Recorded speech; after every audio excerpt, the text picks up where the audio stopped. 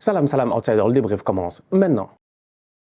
C'est le moment, franchement, c'est le moment, pas le moment d'aller à New York. Bon, en fait, ils sont allés à New York pour la Copa América, mais là, c'est réellement le moment de faire peut-être un petit bilan, de discuter un tout petit peu de ce qui s'est passé au courant de cet été. On a eu deux compétitions de football. On a eu la Copa América et de l'autre côté, on a eu l'Euro. J'ai envie de parler un tout petit peu de ces deux compétitions parce que franchement, il y a eu énormément de comparaisons qui sont faites au courant de la saison. J'ai pas eu l'occasion de voir la Coupe d'Asie, donc je ne pourrais pas beaucoup en parler parce que la Coupe d'Asie était en même temps que la Coupe d'Afrique des Nations et j'étais en Côte d'Ivoire pour la Coupe d'Afrique des Nations, mais je pense qu'on peut se permettre de discuter un tout petit peu de la CAN, de l'Euro et de la Copa. Trois grandes compétitions de football qu'on a eu l'occasion en tout cas de vivre au courant de cette saison. Franchement, on a été gâtés. Déjà, si on commence par ce postulat de base-là, je pense qu'on peut dire nous tous qu'on a été gâtés. Déjà, la saison de football en tant que tel, en club, déjà, ça a été chaud. On était là à se disputer, à se battre. D'ailleurs, c'est bientôt le retour.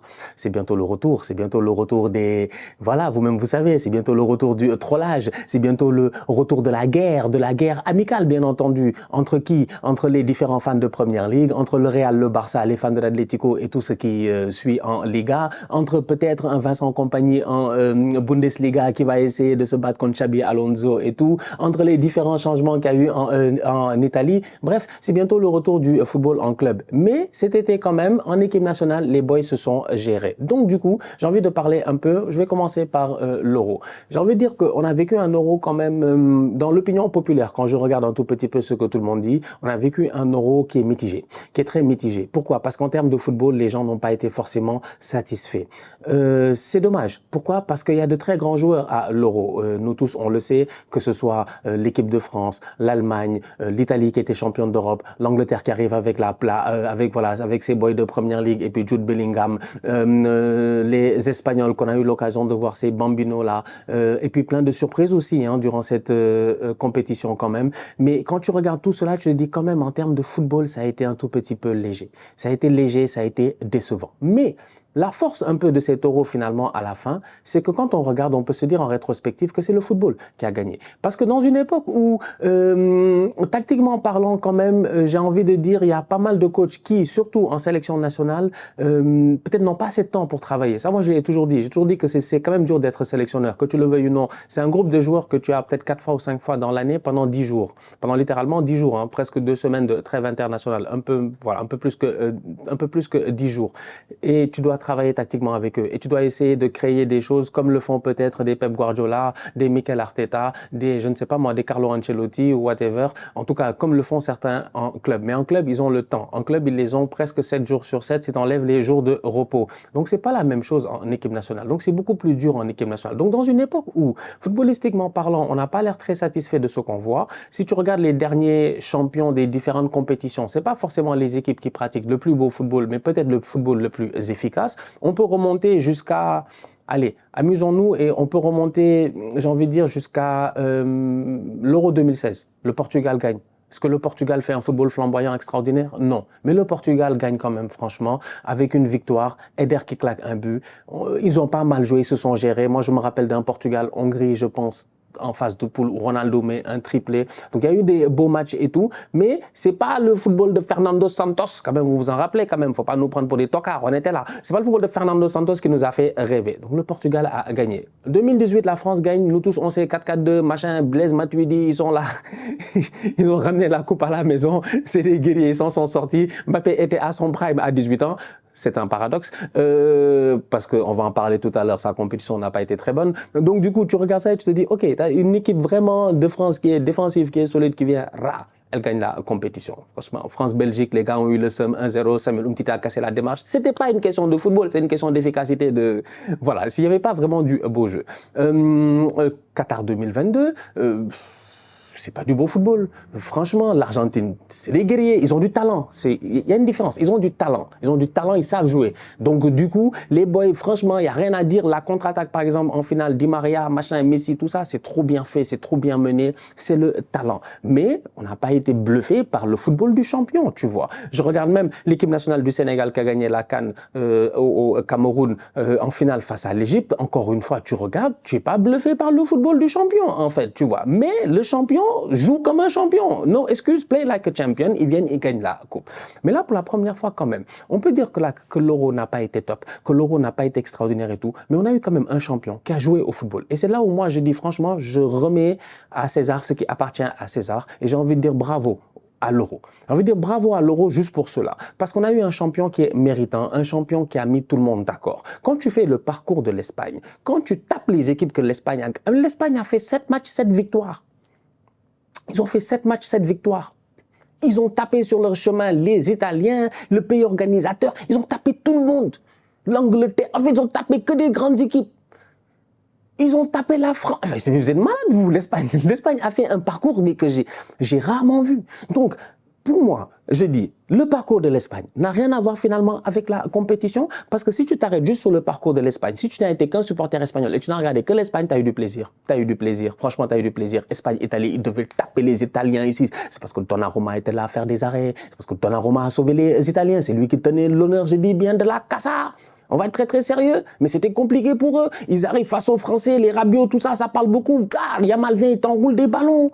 C'est-à-dire qu'ils ont vraiment été incroyables au courant de la compétition. Donc moi, juste pour cela, je relève mon chapeau. Donc tu as une équipe nationale d'Espagne qui, au courant de la compétition, a fait son travail. Maintenant, il y en a d'autres qui, derrière, ont déçu. Mais ils ont déçu comment? Ils ont déçu peut-être par rapport au jeu, par rapport aux forces qu'elles avaient, par rapport à ce qu'elles pouvaient accomplir. Maintenant, soyons un peu logiques. Les équipes qui ont été battues par l'Espagne, c'est parce que l'Espagne était meilleure. Donc, c'est difficile de venir et de critiquer les Allemands. Miskin pour eux, ils n'ont pas eu de chance. Ils ont organisé, ils sont tombés sur la meilleure équipe. Ils ont perdu. Peut-être que de l'autre côté du tableau, ils auraient eu plus de chance. Maintenant, ça a été une belle équipe d'Allemagne aussi, ça, il ne faut pas le nier. On a vu des beaux joueurs jouer au football, des Florian Wirtz. On a vu ici, comment il s'appelle, le petit Jamal Musiala. On a vu un Füllkrug quand il est rentré, il nous a bluffé de temps en temps. Il a été pertinent. Ça montre encore une fois, je pense qu'au cours de la compétition, on l'a vu, la pertinence d'avoir un attaquant qui traîne dans la surface, un attaquant de profondeur, j'ai envie de dire, un attaquant qui est grand, qui peut jouer avec ses coéquipiers, qui peut être un point de relais, qui peut dévier des ballons. On l'a vu quand Watkins y rentre à un moment donné avec l'Angleterre et tout. On a vu des attaquants, franchement, point là qui était important. Füllkrug, il l'a été. Malheureusement, il n'a pas eu l'occasion de, je pense, démarrer de matchs durant la compétition, en tout cas dans des matchs décisifs. Et derrière, bon, les Allemands, il leur a manqué ce petit truc-là. Ils ont manqué aussi de chance peut-être avec l'arbitrage. Ils ont sifflé le pauvre Cucurella, miskin à lui, pendant toute la compétition. Mais Cucurella a fait une top compétition. Donc, cette équipe nationale d'Allemagne-là, je pense qu'ils peuvent regarder vers le futur aussi. Ils n'ont pas besoin de stresser. C'est une grande compétition. C'est vrai qu'à domicile, quand tu sors en quart, il y a de quoi être déçu, mais quand tu sors face au champion et quand tu vois la performance du champion par la suite, il y a de quoi aussi de ne pas être découragé. Donc, je pense qu'il y a de l'avenir avec Julian Nagelsmann. Donc, ça te donne un Euro où le pays organisateur, finalement, il a échoué. Le tenant du titre, il a fait plus que échouer. Les Italiens ont été très, très décevants. Franchement, ils ne se sont pas gérés. On veut dire que l'Euro est à l'image du but qu'ils ont encaissé après 30 secondes de jeu quand, je ne sais plus, c'était qui? C'était pas, c'est un des latérales, là. C'est pas Di Lorenzo, je sais pas, qui fait une touche ou un truc comme ça. Non, c'est pas lui. C'est le boy de l'Inter. J'ai oublié son nom. Qui fait une touche et tout. Et hop, là, il y a un but. Ils se sont pas gérés. C'est dommage. Les Anglais, tu as envie d'en parler un peu, de te poser cette question à savoir, vont-ils gagner un jour une compétition? C'est dur. C'est dur. C'est dur. Franchement, c'est dur. Mais je pense que l'Angleterre souffre de deux choses. Et ça, moi, je l'ai dit au cours de la compétition. Première chose, c'est qu'il faut un coach de personnalité. Tu ne peux pas avoir autant de grands joueurs. Je dis bien autant de grands joueurs et pas avoir un coach de personnalité. Ça, je pense que c'est très, très important. Et la deuxième, c'est, j'ai envie de dire, peut-être que ils souffrent aussi de leur championnat. Ils souffrent de leur championnat, en fait, tout simplement. Ils souffrent d'un championnat qui est le championnat le plus médiatisé. Donc, du coup, on met un tout petit peu tous les joueurs sur un piédestal. Et peut-être que quand ça arrive en équipe, quand tu mixes ça avec le fait que tu n'as pas un coach de personnalité, tu n'arrives pas à pouvoir mettre en place un système cohérent, les joueurs et les faire jouer dans des rôles qui puissent, eux, leur permettre de briller. On l'a vu au courant de l'Euro et c'est dommage. Et là encore, ça te permet de parler de ces grands joueurs-là. Phil Foden, il sort d'une saison extraordinaire, franchement. Mais malheureusement, son Euro est compliqué. Pourquoi? Parce que dès le début, j'ai l'impression qu'il est perdu, il ne sait pas où jouer. Et après, bah, ça continue. Tu sais, tu rates ton premier match, on te met sur le côté. Tu essaies de rentrer, tout le monde te critique. Le deuxième match, le coach continue, on vous critique encore. À un moment donné, mentalement, même si tu es très fort, Si on te dit, si toute la presse anglaise dit que vous êtes des tocards, vous ne gérez pas, bah, à un moment donné, ça rentre dans ta tête et peut-être que ça pourrit ta compétition. Donc Phil Foden, c'est dommage. Jude Bellingham, il sort d'une compète extraordinaire, franchement, extraordinaire, mais sensationnel. En fait, le Jude Bellingham, d'une saison sensationnelle, ce qu'il a fait au Real, le fait d'arriver, gagner la Ligue des Champions, mettre autant de buts en Liga et tout, il arrive dans cette équipe-là et encore une fois, peut-être il veut trop en faire. Et peut-être que c'est là où le coach est important, c'est là où le coach doit te limiter. C'est pas la première fois. On a vu ici des joueurs qui en club faisaient tout, mais arrivant en équipe nationale, on te met dans un rôle et on te dit tu dois faire ça. On a vu ça, en fait. Et malheureusement, je pense que Southgate n'a jamais été capable de le faire. Donc, ça te donne un Jude qui a été pas mal dispersé, même s'il a mis un but sensationnel à un moment donné, cette reprise de volée, il qualifie son équipe, le moment est épique, tu vois. Le joueur lui-même, il est épique. Sa carrière, c'est une carrière Netflix, en fait. Ils vont en faire des documentaires, ça, j'en suis sûr et certain, parce qu'il y a de quoi documenter. Mais, malheureusement, je pense qu'ils ont pâti un peu de ce coaching-là de Southgate qui n'a pas été clair, les instructions n'ont pas été claires, donc les boys sur les terrains, c'est de les trouver. T'arrives en finale, Jude joue ailier gauche. Mais quand même, il est là-bas, Carvajal est en train de le bouffer. Carvajal l'a bouffé. C'est du n'importe quoi, franchement. Top euro de la part de Carvajal. Les gars, on dit Carvajal doit gagner le ballon d'or. Calmez-vous, calmez-vous, calmez-vous. Vous aussi, calmez-vous, vous aussi doucement. Franchement, vous aussi doucement quand même. Hein? Quand même. Non, Carvajal a fait une saison incroyable au Real. Il a fait un euro incroyable. Mais là, tu te dis que Jude n'était pas dans les meilleures conditions pour pouvoir briller. Harry Kane, malheureusement, lui aussi, il ne sait pas gérer. Ça a été compliqué. Il manque de chance. Il manque vraiment de baraka. Je comprends pas, en fait, ce manque de chance-là. J'ai l'impression qu'il ne va jamais rien gagner. Donc, voilà, c'est Harry Kane. C'est un grand buteur. Mais là, je pense qu'il met même 3 buts durant l'Euro. Il fait partie des co-meilleurs buteurs. Mais malheureusement, voilà, t'as pas le Harry Kane. Voilà, t'as pas le Harry Kane, quoi. T'as pas le Harry Kane qui va gagner le titre à la fin. Donc là aussi, c'est vraiment, j'ai envie de dire, c'est triste. Donc j'ai envie de dire, l'Angleterre, globalement parlant, quelques satisfactions quand même, tu peux le dire.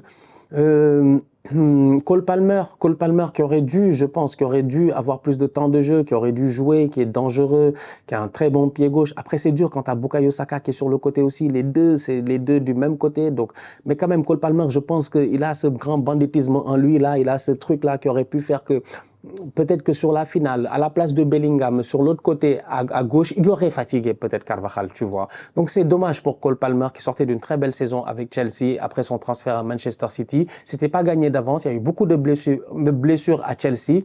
Mais Cole Palmer, il a été en santé toute la saison, il a été au top toute la saison. Je pense qu'il méritait plus pour cet euro-là. Le petit Maino aussi, il a été très bon. Franchement, il a été très bon, C'est pas facile, tu as 19 ans, tu arrives et tout. La saison passée, on l'a vu, dès le début de la saison, il s'est blessé. En pré-saison, il avait été très bon rapidement pendant 1-2 matchs, ça lui a pris du temps. Mais quand il est revenu en deuxième partie de saison, il a juste été incroyable et automatiquement, il s'est installé dans cette équipe-là, tu vois. Donc, le petit Maino aussi, c'est une belle satisfaction, je pense. Gueye en défense aussi de Crystal Palace, c'est une belle satisfaction. Moi, je pense qu'il y a pas mal de choses positives à prendre de cette équipe d'Angleterre-là, parce qu'à la fin, quand tu perds, comme je dis, face à l'Espagne, tu veux quoi? Franchement, dis-moi, tu veux quoi? Tu perds face à l'Espagne. Ils sont trop forts. Ils sont trop forts. Toute la compétition, ils ont montré qu'ils étaient trop forts. Même durant la finale, on savait. Les Anglais ont marqué. Il y a eu ce petit temps-là de l'attention. On s'est dit, ah, peut-être que l'Angleterre va, peut-être que l'Angleterre va, peut-être que l'Angleterre va. Walou, rien du tout. Rien du tout. C'est les Oryazabal qui sont venus traumatiser les gens. Donc, voilà, pour l'Angleterre, je pense que globalement parlant, c'est décevant, mais ils vont en finale quand même. Ils font 2 finales d'affilée. Ils ont perdu chez eux face à une équipe d'Italie beaucoup plus expérimentée, beaucoup plus de roublardise, de banditisme comme l'action de Chiellini où il tire le maillot de Saka en toute fin de rencontre il y a 3 ans, qui empêche Saka d'aller en contre-attaque pour peut-être marquer ce but-là. Donc, voilà, les Italiens ont été sadiques, ils ont été méchants, ils ont été, voilà. Et là, tu regardes les Espagnols, ils ont été juste jeunes, insouciants, dangereux et très forts. Donc les Anglais, pour moi, il n'y a pas grand-chose à rougir. Ça aurait été grave s'ils avaient été éliminés avant, mais ils ont fait un parcours quand même très, très respectable. La France, Didier Deschamps. Toi, tu vas à une compétition avec des Kolo Muani et des Thuram. Tu vas aller où? Franchement, tu vas aller où? Tu voulais où? Tu voulais aller où? Des Thuram et des Kolo Muani. Non, mais franchement, des top modèles. De toute façon, ils sont sérieux. quand même, des boys, ils peuvent pas se gérer. Non, moi, je pensais que les boys allaient venir avec Kylian et tout. Bon, Kylian n'a pas eu de chance. Le nez cassé, je pense que quand même, c'est un facteur qu'il faut pas enlever. Ou en tout cas, la fissure ou fracture ou whatever, la gêne qu'il avait au nez, ça l'a fatigué. C'est dommage. Mais la saison n'a pas été bonne. Il a été perturbé. Il nous a dit qu'il n'était pas perturbé. Nous, on a vu qu'il était perturbé. Et donc, finalement, à la fin, il ne s'est pas géré. Donc, l'euro de la France, franchement, c'est un euro défensivement très top. Défensivement très top. Mike Maignan, il peut faire partie d'une des meilleures équipes de l'euro sans aucun problème, comme le gardien géorgien, comme d'autres voilà, comme d'autres bons gardiens. Mais Maignan et je pense les Géorgiens, ils sortent un peu du lot. Ils ont été excellents. Donc, tu regardes ça, tu te dis, OK, Saliba, tout ça, ils se sont gérés. Il a été au top, le Saliba, sur le côté gauche en plus, là où il ne joue pas Arsenal parce qu'il joue défense droit. Là, il jouait défense gauche, il s'est géré. Jules Koundé a été sensationnel. N'Golo Kanté qui revient de l'Arabie Saoudite, franchement, oui, OK, peut-être le dernier match, ça a été un peu dur et tout, mais sinon, au cours de la compétition, il finit 2 fois homme du match et tout. Je pense que lui aussi, il fait ça compète. Kamavinga aurait mérité, je pense, d'avoir un peu plus de temps de jeu parce que quand il a joué, il a été pertinent. Je pense que Kamavinga, il a ce truc-là et malheureusement, Deschamps n'a pas peut-être profiter de cela. Antoine Griezmann a été très décevant et dès que tu commences à monter, en fait, ça devient décevant. En fait, c'est simple. L'affaire, c'est très simple. C'est très simple. C'est-à-dire que tu regardes de la défense, tu es dans du excellent. Après, ça commence à monter en passable, machin, médiocre. Après, c'est tocard. Vraiment. Et donc, c'est difficile offensivement pour cette équipe de France-là. Didier Deschamps va rester. Il y en a beaucoup qui se plaignent. Oui, doit-il rester? Il ne doit pas rester et tout. Mais la vérité, c'est que je pense que dans les contrats de coach, moi, je sais pas c'est quoi le contrat de Deschamps, mais c'est des objectifs. Je suis sûr que dans les objectifs, quand il a signé son contrat, je ne sais pas si c'était avant ou après la Coupe du Monde, mais il devait avoir un objectif, au moins un dernier carré de Coupe du Monde. Il a fait finale. Ou peut-être finale même de Coupe du Monde. Il devait avoir comme objectif puisqu'il avait gagné celle d'avant. Donc, il a fait finale, franchement. Il a fait finale, il perd face à l'Argentine de Léo Messi. Ah, gars, que veux-tu que je te dise? L'Euro, en 2021, il n'avait peut-être pas atteint son objectif parce que je pense que quart de finale, c'est trop bas pour un objectif que pourrait mettre en place la Fédération française de football. Mais là, tu regardes là, cet Euro-ci, il fait demi-finale. Donc, dernier carré, je pense que ça devait être peut-être dans un objectif atteint. C'est peut-être pour cela que finalement, il reste en poste et il va rester jusqu'en 2026. Et puis voilà, franchement. Donc, Zinedine Zidane à la tête de l'équipe de France, va falloir encore une fois attendre, mais là, je pense que l'équipe de France doit pas se reconstruire, mais juste essayer de wake up, de se réveiller. C'est une très belle équipe avec de très bons joueurs, mais Didier Deschamps doit essayer de beaucoup mieux faire, essayer de réussir à peut-être mieux la faire jouer. C'est une équipe qui a réussi à bien performer dans les compétitions, mais là, ça fait 2 euros que malheureusement, ils arrivent short. À la Coupe du Monde, on l'a vu, il y avait un Griezmann exceptionnel, tu vois, il y avait tellement de facteurs. Des fois, la France, ils arrivent et tu vois, Kanté est trop fort, Pogba est trop fort, Griezmann est trop fort, tu vois, c'était ça. Là, cette année, c'était défensivement, ils étaient très forts. Et on l'a vu, mais offensivement, il manquait quelque chose. Et quand tu joues face à l'Espagne, avec des Yamal et des Nico, eh ben, les boys te font mal.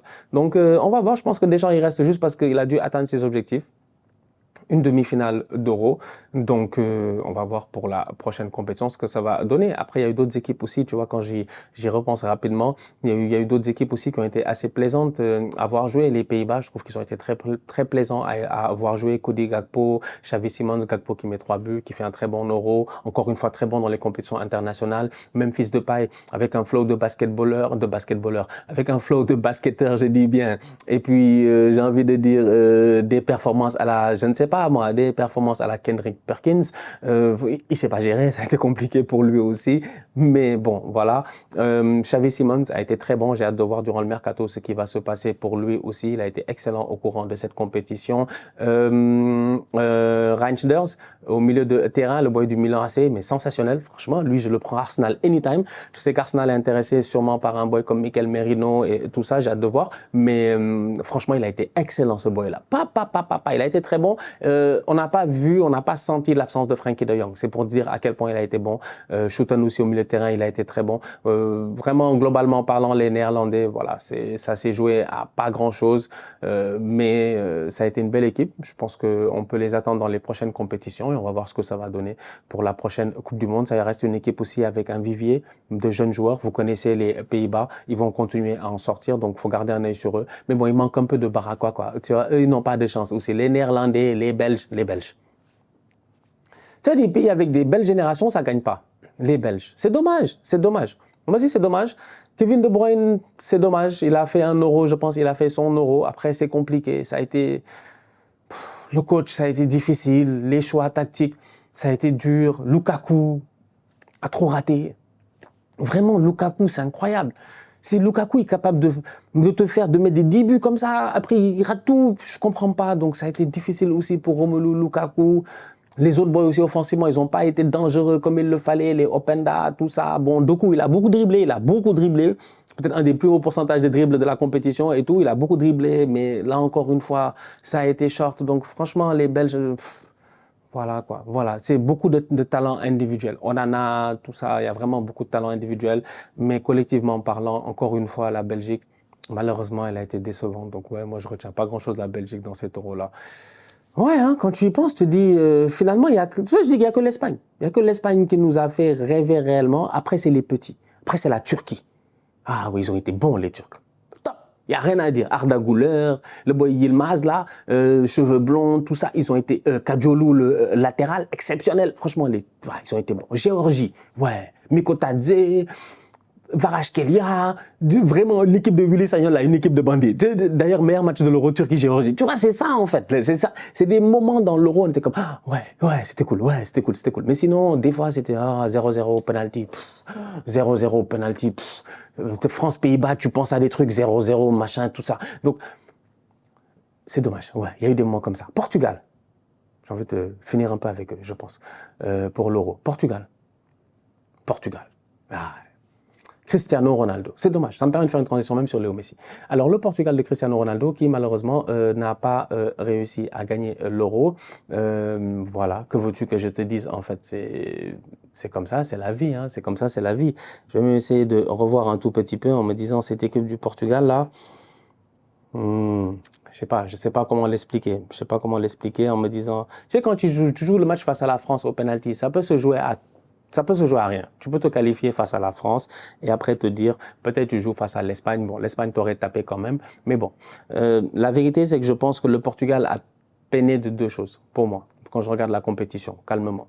Le Portugal a changé, déjà. C'est plus le Portugal de Fernando Santos. C'est une équipe qui s'est qualifiée brillamment pour l'Euro. Mais comme j'ai dit, tu te qualifies dans un groupe, encore une fois, un groupe paradis fiscal, quoi. Donc, c'est pas le groupe le plus challengeant. Il y a eu des groupes d'Euro qui étaient beaucoup plus challenging, en fait, tu vois. Donc, c'est pas le groupe le plus challenging, mais les Portugais s'en sortent avec brio. Ils arrivent à l'Euro et Cristiano Ronaldo est titulaire. C'est normal. Ils sortent d'une compétition, d'une saison exceptionnelle en Arabie Saoudite. Maintenant, il y a toujours les critiques qui diront l'Arabie Saoudite, c'est nul, machin et tout. Mais quand même, tu regardes derrière et tu te dis, mais ouais, mais pourquoi les autres n'ont pas joué? Pourquoi Gonzalo Ramos n'a pas joué? Pourquoi tel autre attaquant n'a pas joué? Pourquoi les autres, on leur a pas donné la chance? Pourquoi Ronaldo reste 90 minutes dans un match, peut-être comme le match face à la France? Pourquoi c'est Bruno Fernandes qui va sortir du match de temps en temps? Pourquoi c'est pas un autre qui va sortir? Donc on s'est posé pas mal de questions. On a vu un Cristiano en début de compétition qui avait vraiment l'envie. C'est normal, souriant en plus. À chaque fois tu le voyais sortir du tunnel, il était souriant. Il chantait l'hymne national avec. Tu sentais sa dernière compétition peut-être internationale sûrement, et il a envie de tout donner, donc vraiment beaucoup d'envie de la part de Cristiano, très déterminé et tout. Et ça, aujourd'hui, nous, on l'a vu au courant de la compétition. Donc au début, tu le vois, il demande des ballons, il tente, on se dit, il est au service du collectif, tu vois. Il combine avec ses coéquipiers, il dézone beaucoup et tout. Mais Cristiano n'est pas un playmaker. C'est un finisseur. Donc du coup, le fait de dézonner beaucoup, oui, c'est bien, ça mène beaucoup d'activités, mais peut-être que ça gêne les coéquipiers, peut-être que ça pose problème à cette équipe du Portugal, qui en plus de ça a dû se trouver dans la compétition. Je vous rappelle qu'ils ont commencé leur premier match avec João Cancelo et Nuno Mendes sur le même côté. J'ai pas compris. Après, Cancelo est revenu de l'autre côté et il a été beaucoup plus performant. Donc, ils se sont cherchés en début de compète. Ronaldo était bien heureux, bien dans l'euphorie et tout ça. Puis à un moment donné, il marque pas, la frustration monte, mais tu es obligé de le laisser sur le terrain parce que c'est Cristiano, et derrière, il y a une nouvelle génération qui arrive, qui a performé à la dernière Coupe du Monde, qui s'est géré, on l'a vu, c'est les Gonzalo Ramos, les João Félix qui étaient bons à la dernière Coupe du Monde. Oui, Félix a raté son penalty, c'est un tocard, ok. Ça a été dur pour lui aussi au Barça, d'ailleurs, il va quitter le Barça et retourner vers son bourreau Cholo Simeone. J'ai hâte de voir tout ça, ce que ça va donner. Mais ta nouvelle génération de Portugal qui arrive, ils méritaient, je pense. Ils méritaient de pouvoir avoir leur chance. Je pense que Ronaldo aurait dû sortir du banc et ramener un plus.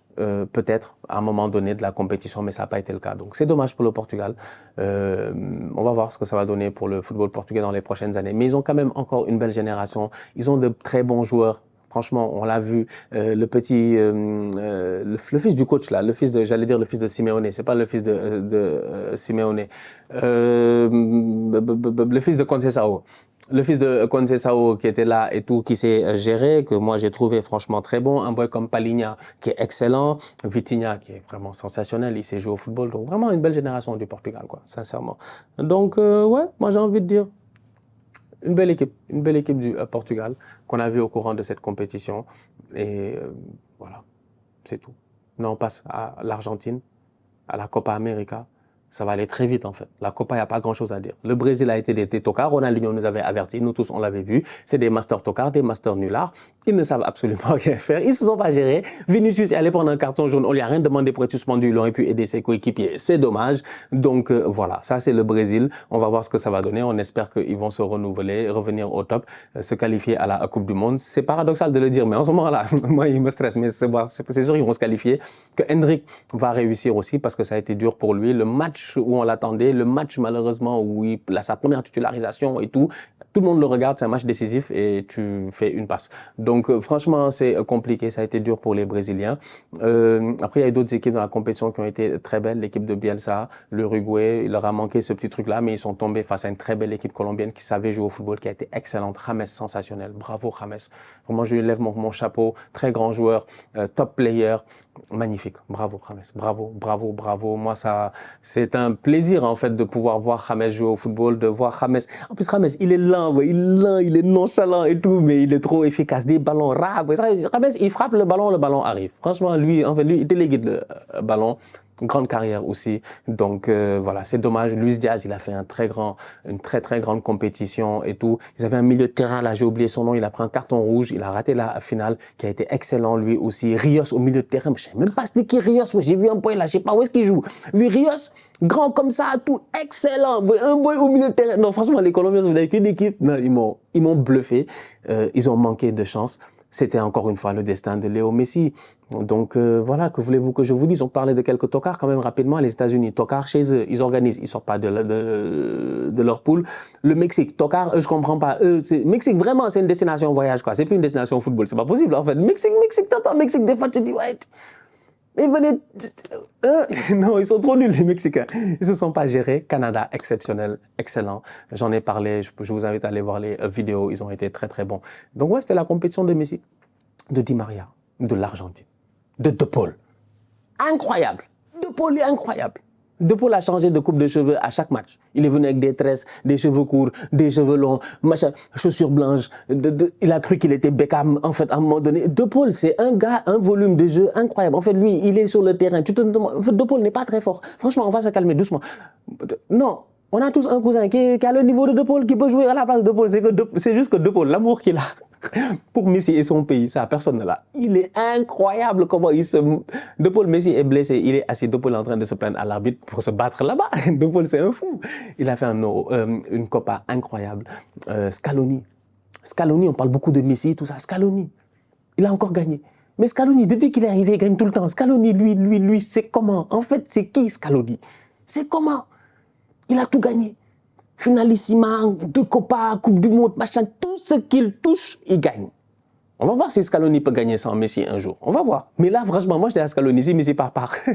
Messi part comme une légende. Parce que Scaloni, c'est une légende. Comme Emiliano Martinez. En fait, c'est 2 mecs. Ils sont arrivés. Tout a commencé à être clair dans la vie de Messi en équipe nationale. Messi a tout eu. Il a tout eu. Même Maradona a coaché Messi. On était là en 2010, même Maradona a coaché Messi, ça n'a pas marché. C'est-à-dire qu'ils se font taper 4-0 par l'Allemagne, je me rappelle très bien. C'est pour dire, non, Scaloni est exceptionnel. Je pense que Scaloni est exceptionnel. Je pense vraiment qu'il est exceptionnel. En fait, il sait mener un groupe. Il a le flair. Il est en finale, il fait un triple changement décisif. Lo Celso, Paredes, Lautaro Martinez. Passe décisive de Lo Celso, but de Lautaro, match de défensif de guerrier, de bandit, de vous-même vous le connaissez, de Leandro Paredes, qui était rentré là pour boucher des trous. Non, franchement, il a été top durant la compétition. La gestion, Lautaro Martinez, Alvarez, excellente. Franchement, excellente. Sans parler du leadership de Messi dans cette équipe-là aussi. Non, franchement, les Argentins... Ils étaient en mission en fait pour écrire une part de l'histoire qui n'existait pas avec Léo Messi. Et c'est incroyable et je pense que c'est là où moi je les félicite. J'ai envie de finir sur ça, c'est là où moi je les félicite. Vraiment bravo, quoi. Bravo, bravo, bravo à cette équipe nationale-là, parce que Messi avait une histoire incroyable en club. Et nous tous, on sait. On n'a pas besoin de beaucoup parler. On savait. C'est incroyable en club. Tous les ballons d'or, c'est des ballons d'or de club. Tu vois. Sauf le dernier. Et il lui manquait quelque chose, en fait, dans sa carrière, pour que vraiment on puisse boucler la boucle, fermer l'histoire et terminer. On peut fermer le livre. C'est fini, là. C'est terminé. L'histoire est finie. C'est comme dans les Looney Tunes, quand c'est marqué en bas, the end, c'est vraiment la fin. Il n'y a rien à faire, là. It's over. Game over. Léo a dit ça. Parce que ces boys-là, Scaloni, Martinez a ramené mais pendant des années, en fait, des gens, ils ont pris pour acquis Martinez maintenant, mais pendant des années, ils avaient des gardiens nuls. Mais l'Argentine a eu des gardiens nuls. Moi, ils avaient... Je m'étouffe. Mais ils avaient un mec là. J'ai oublié son nom. Il était grand, mais il était nul. On aurait dit Avril Dalton dans les buts. Des tocards. Franchement, des tocards. Moi, j'ai mis le nul jusqu'à j'ai avalé ma salive de travers. J'étais dans le nul. Non, c'était incroyable. Tu jouais l'Argentine, tu savais que tu allais marquer des buts. C'était incroyable. Et là arriva Martinez. Et Martinez, il a mis la sérénité. Mais Martinez n'encaisse pas de but. Mais en fait, c'est quand la dernière fois ils ont encaissé un but. En même temps, ils encaissent un but, c'est pas facile de leur mettre un but. C'est quand la dernière fois ils ont encaissé un but. Ils encaissent combien de buts? Ils ont encaissé un but face à l'Équateur durant toute la compétition. Ils ont encaissé un but face à l'Équateur. Avant ça, ils ont mis un but. Ils ont pris un but face au Guatemala, un but face au Costa. En fait, le gars est sur 1, 2, 3, 4, 5. Je sais pas, il est sur une dizaine de clean sheets sur ses 15 derniers matchs.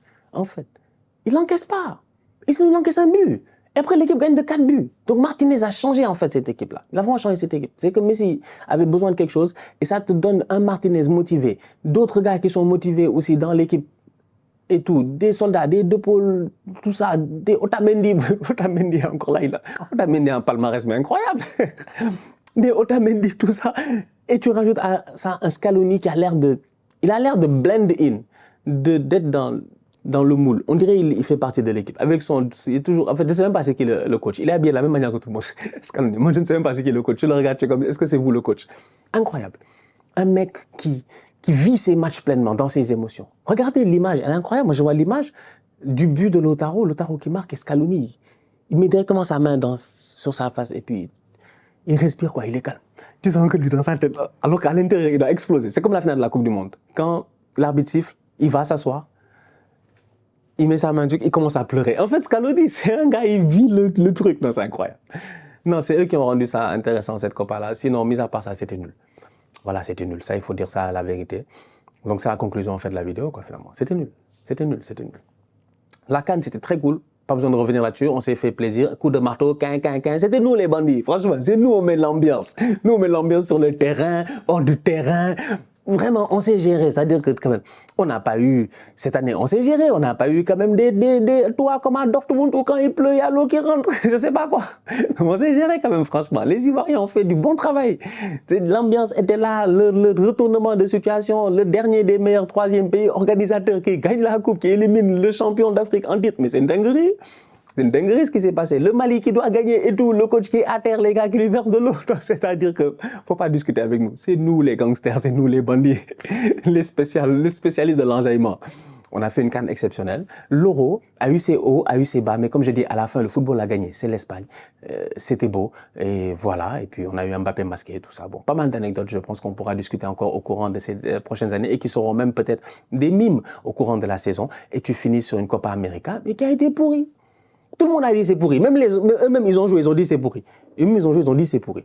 Comment tu joues la finale, tu as 1h30 de retard? Comment tu joues la finale, tu viens, tu me fatigues, tu me fous, mais Shakira, à la mi-temps, ils ont cru que c'était le Super Bowl. On a eu une mi-temps de 30 minutes, là, carrément. N'importe quoi. 1h30 de retard, 25 minutes, je sais pas, 25 minutes de mi-temps, ou même plus, 30 minutes de temps d'enlever le truc. Elle a fait un superbe spectacle. On adore Shakira, franchement. C'est la reine qu'elle pense qu'elle est. Il n'y a aucun problème, tu vois. Mais là, c'est pas sérieux, sincèrement. Je suis désolé, les Américains, là. Moi, je ne les comprends pas. Donc, ça a été un peu, tu vois, ça a été bizarre. L'arbitrage pourri, mais incroyable. Mais des matchs avec des saccadés, que des fautes.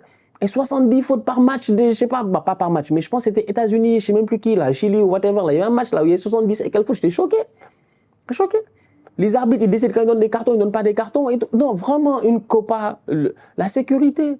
Les gens qui sautent les trucs, je sais pas. Darwin Núñez qui va sauver sa famille parce qu'on donne des coups de... Non, franchement, pardon. Pardon, la Copa. Alors là, c'est vraiment... Vous, on ne peut pas parler avec vous. Vous organisez une Coupe du Monde là.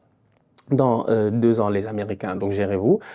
La Copa, c'est la CONMEBOL, donc je pense qu'elle a aussi une part de responsabilité. En tout cas, j'espère qu'ils vont se gérer au courant des prochaines éditions. Mais à la fin, j'ai envie de dire que si on doit faire un classement, je suis désolé. La CAN est numéro 1, l'Euro est numéro 2 et la Copa est numéro 3. Et même, je les ai mis devant la Coupe d'Asie. Je n'ai pas respecté la Coupe d'Asie, je m'excuse, parce que je n'ai pas regardé. Mais de ce que j'ai eu à entendre, la Coupe d'Asie était beaucoup mieux organisée. Donc, Coupe d'Asie même numéro 3, Copa numéro 4. Voilà, bande de tocards. Gérez-vous. C'est pas sérieux. Bref, Angel Di Maria, shout out à toi. Très belle carrière. Merci beaucoup pour tout ce que tu as fait pour nous. Je pense que c'est fini. Hein. Je pense que j'ai fini ma vidéo.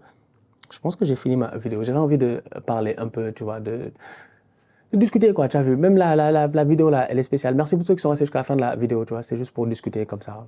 Je me suis dit, voilà. C'est le genre de truc que j'aurais fait sûrement avec Wilou.